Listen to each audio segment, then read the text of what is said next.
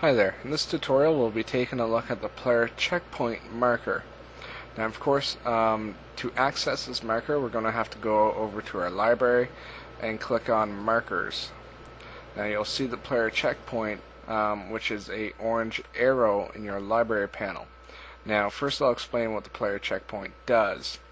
What it does is if you place this in your level, basically if the player dies, instead of spawning back at your player start, he will spawn at the player checkpoint.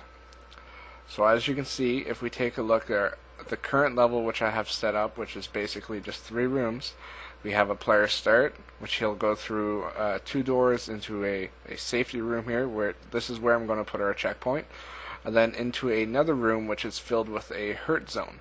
So basically the player will get hurt, and if he stays long enough in here, he will die, which then he'll respawn at the checkpoint instead of the start marker. So to add a checkpoint, all we need to do is left click on the player checkpoint in our library, which will then place it on our cursor. Now I'm already in unit editing mode, so what basically that means is I'm in the unit grid.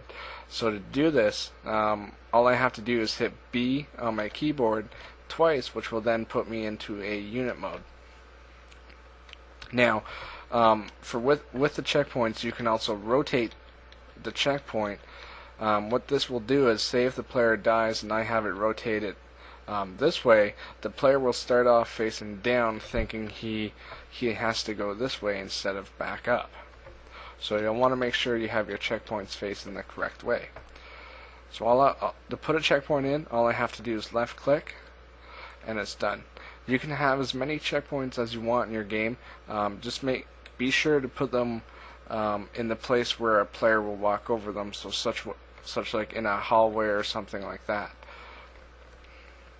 It's really, if you right click, you can change the sound of the checkpoint. If you made your own sound, you can add that in, but really there's nothing else to do with checkpoints but add them in your level. Make sure that you have them in a place where the player will walk through them. So I don't want a checkpoint, say, over here, because most likely the player will just go forward and then he won't go over to this corner because there's nothing in there, so then he'll go back. So make sure if you want it in the corner or something that you make something where the player will actually go over to this corner. So if I wanted it to be in this corner, maybe I would add a desk with a key to open, say, this door or something like that. But anyway, that's it for the player checkpoints.